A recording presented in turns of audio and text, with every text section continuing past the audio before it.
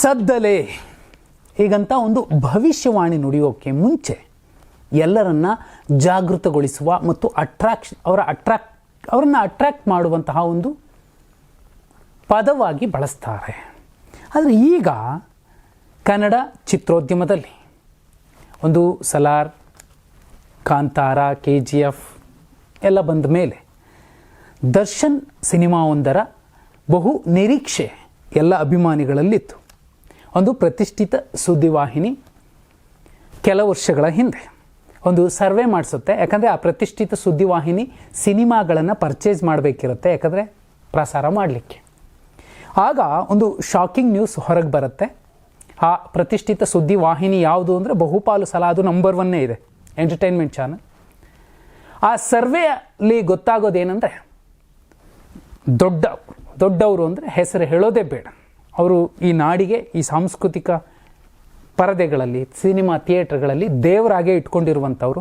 ಪ್ರತಿ ಹಳ್ಳಿಗಳಲ್ಲಿ ಅವರು ಬಿಟ್ಟರೆ ಬಹುಪಾಲು ದರ್ಶನ್ ಅವರು ಜನಕ್ಕೆ ಗೊತ್ತಿದೆ ಎನ್ನುವಂತಹ ಒಂದು ವಾಸ್ತವಾಂಶ ಗೊತ್ತಾಗುತ್ತೆ. ಅನಂತರದಲ್ಲಿ ಆ ಸುದ್ದಿವಾಹಿನಿ ಬಹುಪಾಲು ದರ್ಶನ್ ಅವರ ಸಿನಿಮಾಗಳನ್ನು ಪರ್ಚೇಸ್ ಮಾಡುತ್ತೆ. ಇದು ಒಂದು ಕಡೆ ವಿಚಾರ. ಮತ್ತೊಂದು ಕಡೆ ಡೆವಿಲ್ ಸಿನಿಮಾ ಟ್ರೈಲರ್ ರಿಲೀಸ್ ಆಗಿದೆ. ನೋ ಡೌಟ್ ದರ್ಶನ್ ಅವರು ಅವರ ವೈಯಕ್ತಿಕ ವಿಚಾರಗಳೇನೇ ಇರಬಹುದು, ಕಲಾವಿದರಾಗಿ ಅವರು ನಡೆದು ಬಂದ ರೀತಿ ಮತ್ತೊಬ್ಬರಿಗೆ ಮಾದರಿ. ಕಲಾವಿದರಾಗಿ ಪರದೆಯ ಮೇಲೆ ಒಬ್ಬ ಕಲಾವಿದನಾಗಿ, ಪರದೆಯ ಆಚೆ ಕೂಡ ಕಲಾವಿದರನ್ನು ಅಥವಾ ಜನರನ್ನು ಅವರು ಪ್ರೀತಿಸುವ ರೀತಿ ಹೇಗಿದೆ ಅದು ಮತ್ತೊಂದು ವಿಚಾರ.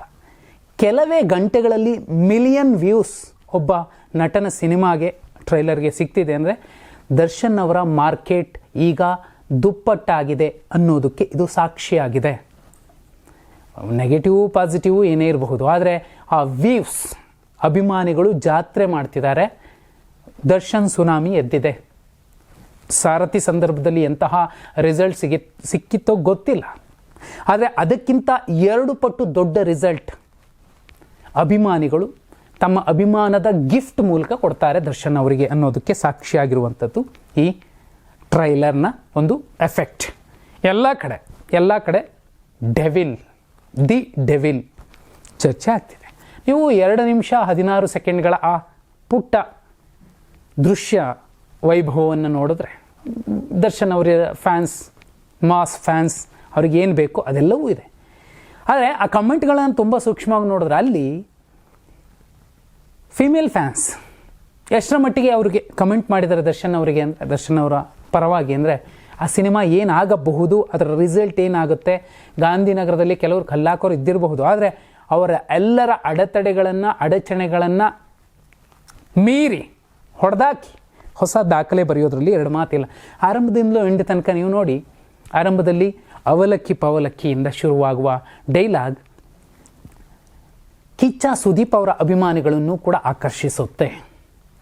ಥೇಟ್ ಒಂದೇ ಬೇಸ್ ವಾಯ್ಸ್, ಅವರೊಂದು ಬಾಲ್ಯದ ನುಡಿಗಟ್ಟಿನ ಸಾಲನ್ನು ಬೇಸ್ ವಾಯ್ಸಲ್ಲಿ ಹೇಳ್ತಾರೆ ದರ್ಶನ್. ಸುದೀಪ್ ಅವ್ರದ್ದು ಅಂಥದ್ದೇ ಒಂದು ಬಂದಿತ್ತು.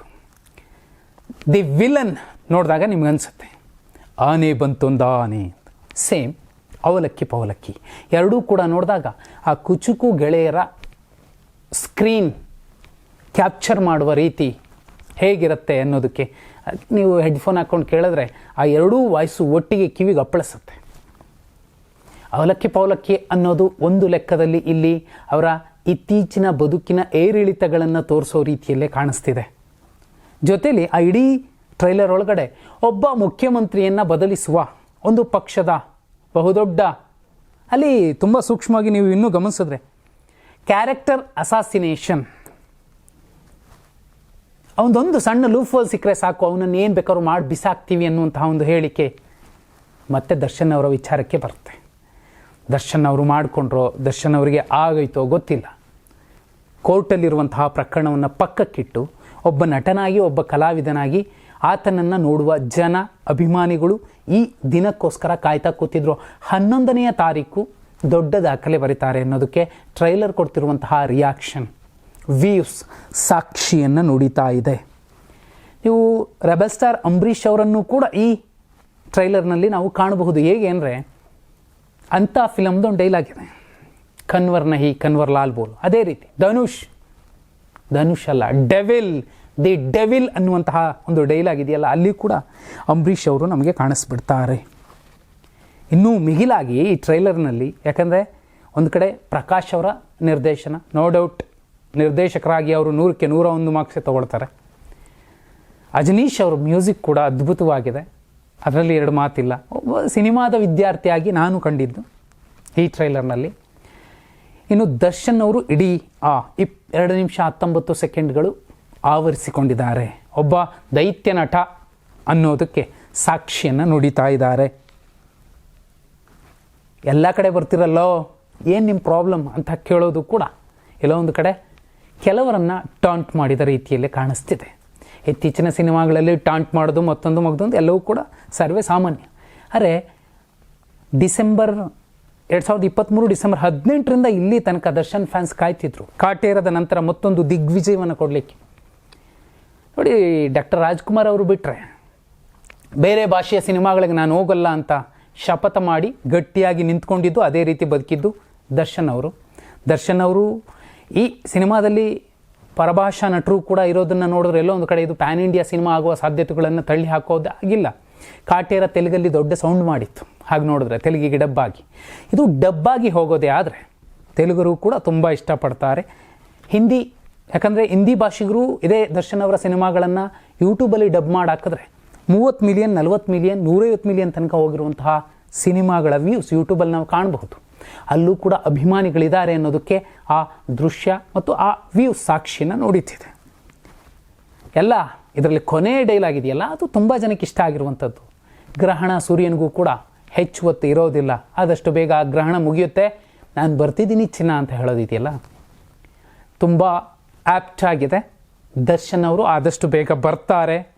ಇನ್ನು ತೆರೆ ಮೇಲೆ ತಮ್ಮ ಅಭಿಮಾನಿಗಳೇ ಇಷ್ಟ ಆಗೋ ರೀತಿಯಲ್ಲಿ ಮತ್ತು ಮಾದರಿಯಾಗಿ ಇರೋ ರೀತಿಯಲ್ಲಿ ಬದುಕಿ ತೋರಿಸಬಹುದು ಅನ್ನುವಂತಹ ನಿರೀಕ್ಷೆಯಲ್ಲಿ ಬಹುಪಾಲು ದರ್ಶನ್ ಫ್ಯಾನ್ಸ್ ಇರೋ ಸಂದರ್ಭದಲ್ಲಿ ದಿ ಡೆವಿಲ್ ಸಿನಿಮಾ ನಮ್ಮ ಕನ್ನಡದ ಸಿನಿಮಾ.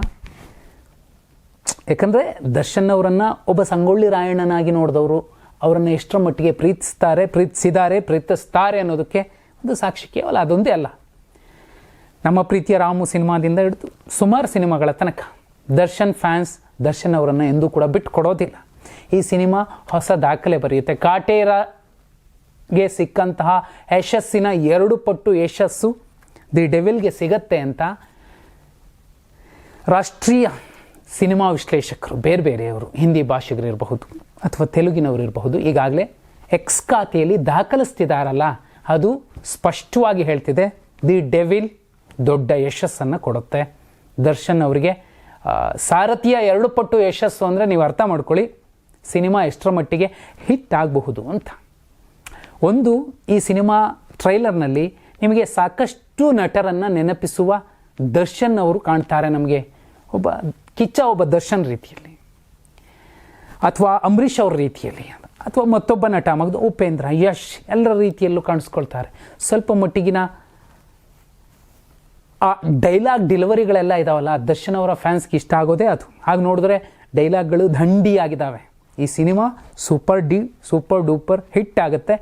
ಒಬ್ಬ ಕನ್ನಡಿಗನಾಗಿ ಕನ್ನಡದ ಸಿನಿಮಾ ಮತ್ತು ತುಂಬ ಕಷ್ಟ ಬಿದ್ದು ಮೇಲೆ ಬಂದಂತಹ ಒಬ್ಬ ಸ್ವಯಂ ಕೃಷಿಯ ಹೀರೋಗೆ ತುಂಬ ಒಳ್ಳೆಯದೇ ಆಗಬೇಕು. ಅವರ ಒಂದು ಕರಾಳ ಅಧ್ಯಾಯ ಅಳಿಸಿ ಹೋಗಿ ಅವರೇನಾದರೂ ತಪ್ಪುಗಳನ್ನೇ ಮಾಡಿದ್ರೆ ಅವರು ತಿದ್ದುಕೊಂಡು ತುಂಬ ಮಾದರಿಯಾಗಿ ಅವರು ಇನ್ನು ಮುಂದೆ ಅಭಿಮಾನಿಗಳ ಮುಂದೆ, ಕನ್ನಡಿಗರ ಮುಂದೆ ಕಾಣಿಸಿಕೊಳ್ಳೋದು ಎಲ್ಲರೂ ಬಯಸುವಂತಹ ಒಂದು ಆಶಯ. ಕನ್ನಡ ಸಿನಿಮಾ ಯಶಸ್ಸಾಗಬೇಕು, ಅದರಲ್ಲೂ ದರ್ಶನ್ ಅವರ ಸಿನಿಮಾ ಖಂಡಿತ ಯಶಸ್ಸು ಗಳಿಸಬೇಕು. ಈ ರಿವ್ಯೂ ಬಗ್ಗೆ ನೀವೇನಂತೀರಿ? ನಿಮ್ಮ ರಿವ್ಯೂ ಏನು? ಕಮೆಂಟ್ ಮಾಡಿ.